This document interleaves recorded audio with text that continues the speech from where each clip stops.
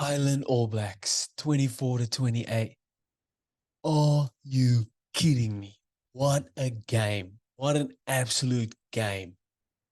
Like, I've just caught my breath after that game. It's been almost a day already. Holy shit. All Blacks had to be at their absolute best, and Ireland threw everything at them. Everything. That last 5 minutes of play where Ireland went 35 plus phases and All Blacks just defended.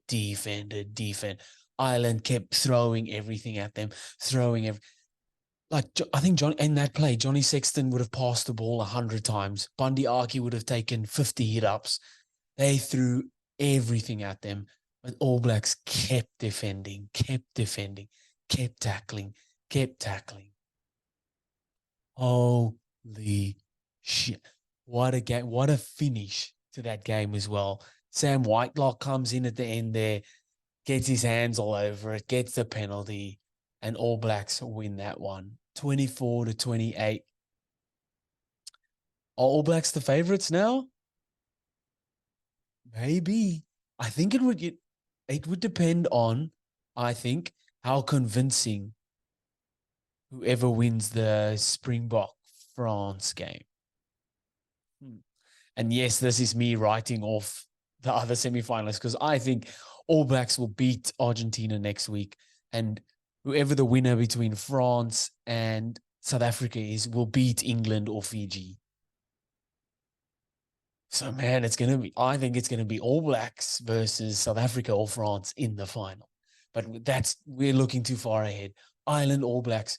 What a game. I've always said this to myself, at least, and to my mates. If you play against the All Blacks and you don't, I won't say they didn't respect the haka, but you don't let the All Blacks do their haka. And I'm talking mainly to the fans. Let them do their haka so we can hear them. Let them do their haka.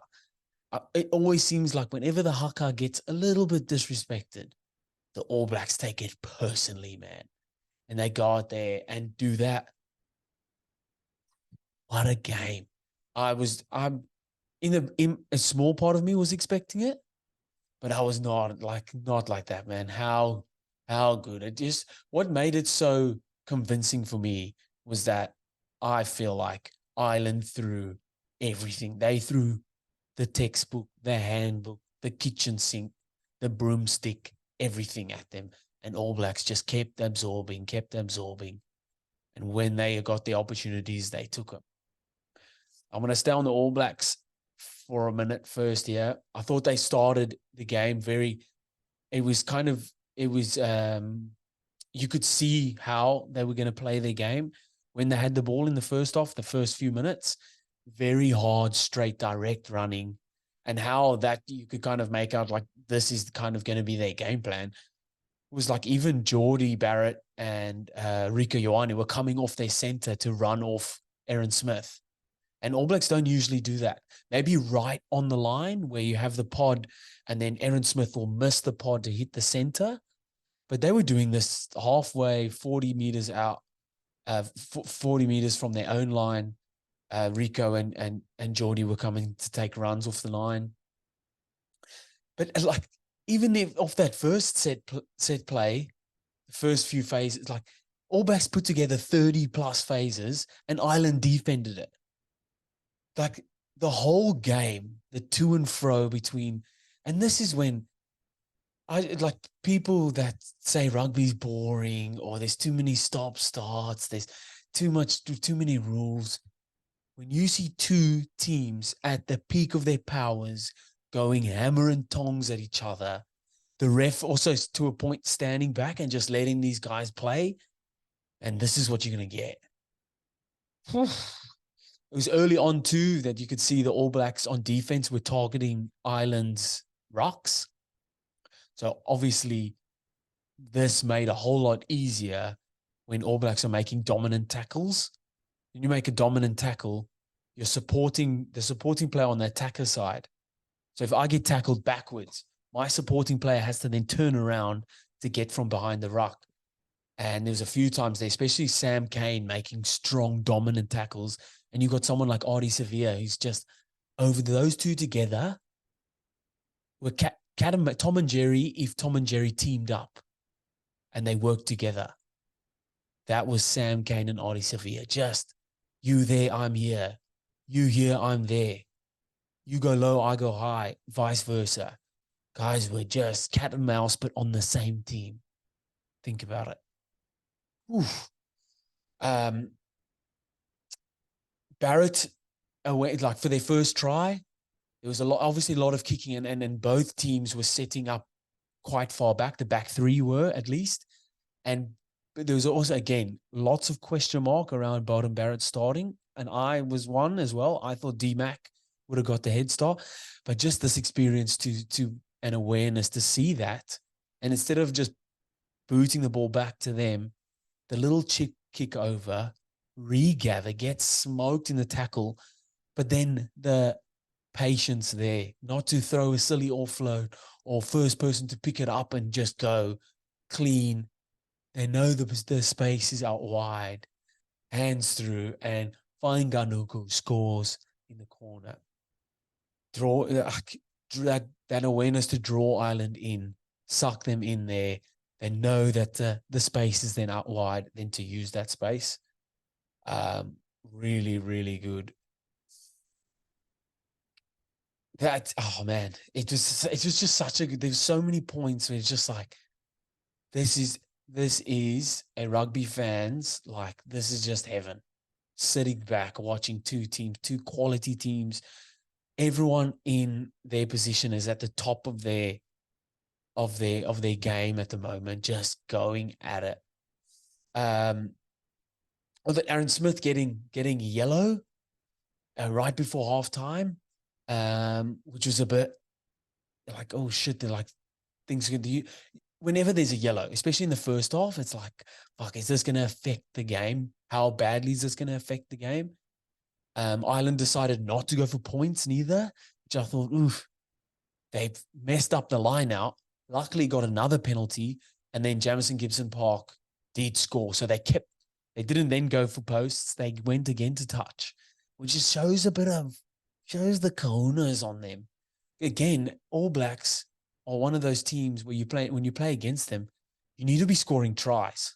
Yes, scoreboard pressure is one thing, but you need to be scoring tries, man, because you know they're going to score some tries. They're not only going to go, yes, they went for penalty a couple times, but they also scored a couple tries, man. So that just showed that bit of kahunas there, the Irish, and they backed it up. They went for touch and they backed it up. So that was first off. Ireland in the first half, very unlike Ireland. Penalties, early penalties to give away. This very unlike Ireland. And like I said before, they did so well to defend that first 30 plus phases. You kidding me? Tackle those guys for 30 plus phases? Oh, yeah. Like I said, they picked to go to touch instead of kicking for posts. It worked out for them. Lucky it did. On the second time, it did work out for them. Jamison Gibson Park scored. Man, what about Bundy Arki's try? And I've said it all World Cup. He's a big lad, okay? Strong on attack, strong in contact. He's a strong defender. On attack, he's always getting over that vantage line. But what that little thing that kind of separates him from other 12s is his ability to beat someone right up in their face, right up in the line. So he's going to square you up, but then he's going to step you. And he stepped, poof, jing, jing, twice and scored there. That was shimmy, shimmy, try. Bundy Arki's beautiful, beautiful to watch. Jumping in the second, it's funny how the first half and the second half started exactly the same, I feel like.